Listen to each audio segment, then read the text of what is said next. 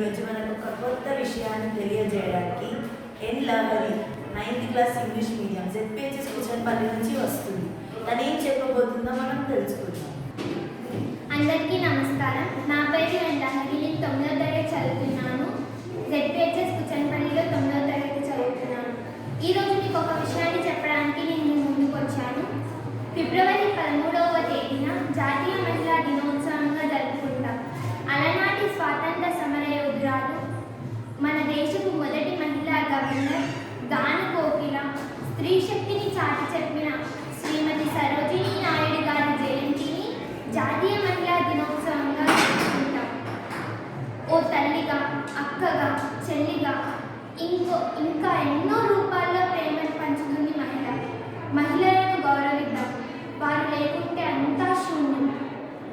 తరలిపో తరలిపో, చీకటి నుండి వెలుగులోకి తరలిపో, కుందేలువి కాదు పులిలా మారిపో, వెంటాడే ఒడిదుడుకుల మృగాలతో